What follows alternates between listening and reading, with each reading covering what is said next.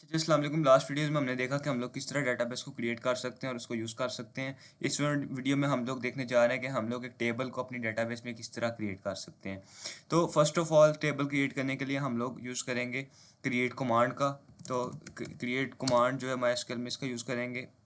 इसकी का तो क्रिएट टेबल और देन टेबल का नेम लेट्स सपोज हम लोग रख लेते हैं टेबल वन। ठीक है, टेबल वन मैंने टेबल का नेम रखा। अब इसके अंदर मैंने इसके कॉलम्स डिफाइन करने हैं। तो बेसिकली टेबल का जो सिंटैक्स है वो तो ये है, मतलब जिस तरह मैं लिख रहा हूँ उसको दो तरीकों से लिख सकते हैं। फर्स्ट सिंटैक्स तो ये है जिससे मैं टेबल वन बनाऊंगा, और एक और सिंटैक्स है उसको देखते हुए हम लोग टेबल टू बनाएंगे। तो टेबल वन का मतलब टेबल बनाने का जो पहला हमारे पास सिंटैक्स है वो क्या है कि सबसे पहले हमने क्रिएट टेबल वन नाम से एक टेबल बनाना है। उसमें हमारे पास क्या क्या होनी चाहिए, आईडी होनी चाहिए, और आईडी की टाइप क्या होनी चाहिए, इंट होनी चाहिए, और उसका कॉन्स्टेंट क्या होना चाहिए, प्राइमरी की। ये कॉन्स्टेंट है उसका।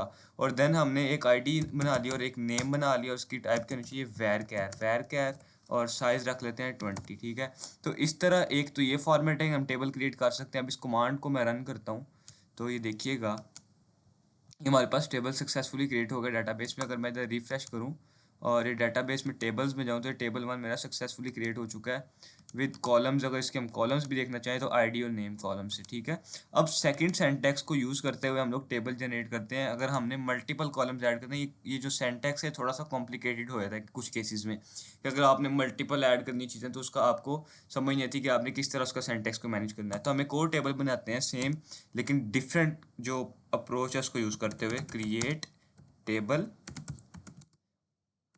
टेबल टू टेबल टू हमने टेबल का नेम रखा, और हमने अब सिंटैक्स यूज़ करना है। कौन सा सिंटैक्स, लास्ट टाइम तो हमने एक लाइन में यूज़ किया था, अब हम ये सिंटैक्स यूज़ करने जा रहे हैं। ठीक है, ये देखो यहाँ पर हम लोग लिख देंगे आईडी किस टाइप की है, इंटीजर टाइप की है, और वो क्या है हमारे पास, प्राइमरी की है, प्राइमरी की। ठीक है, और देन सेकंड हमारे पास क्या है, टेबल टू में नेम नाम का एक कॉलम होगा जिसकी टाइप क्या होगी, वैर, और इसको हम लोग कर देते हैं 20 साइज का अगेन। ठीक है, तो एक ये सिंटैक्स होगा। अब टेबल टू भी सेम, मैंने उसी की दो कॉलम्स की वैल्यू सेम रखी है, आईडी और नेम रखे हैं।